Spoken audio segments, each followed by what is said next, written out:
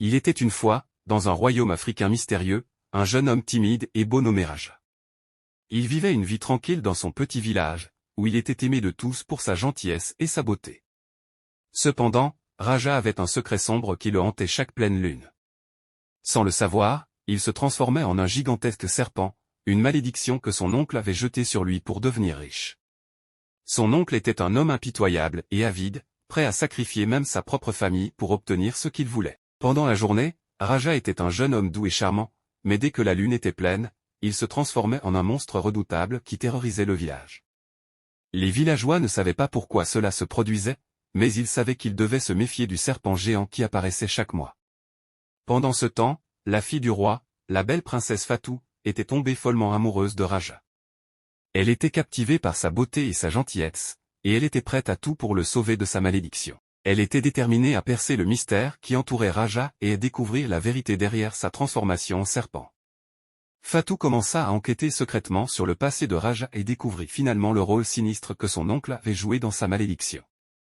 Elle comprit qu'elle devait agir vite pour sauver l'homme qu'elle aimait et briser le charme qui le retenait prisonnier de sa nature de serpent. Avec l'aide de ses fidèles compagnons, la princesse Fatou se lança dans une quête périlleuse pour trouver un moyen de briser la malédiction de Raja. Malgré les dangers qui les attendaient, elle était prête à risquer sa propre vie pour sauver son bien-aimé. Déterminée à briser ce sortilège, Fatou et Raja décidèrent d'entrer dans une mystérieuse grotte où l'oncle avait établi son repère. Armés de courage et d'amour, ils affrontèrent le sorcier dans une bataille épique. Cependant, malgré tous leurs efforts, l'oncle sorcier était plus puissant que prévu et il les surpassa. Dans un dernier effort désespéré, l'oncle sorcier exigea que la princesse se tue elle-même pour sauver Raja. Déchirée par l'amour qu'elle lui portait, Fatou obéit à contre-cœur, se sacrifiant pour celui qu'elle aimait.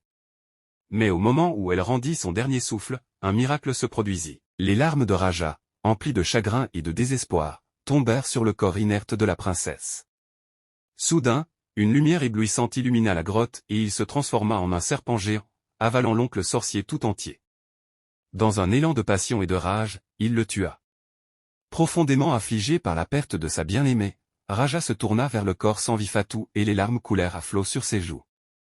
À sa grande surprise et à sa joie infinie, les larmes du jeune homme eurent le pouvoir de ressusciter la princesse. Fatou ouvrit les yeux et se trouva face à son amoureux, vivante et resplendissante.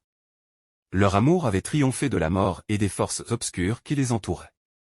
Main dans la main, ils quittèrent la grotte, prêts à affronter tous les défis qui se dresseraient sur leur chemin, unis pour l'éternité par un amour plus fort que la mort elle-même.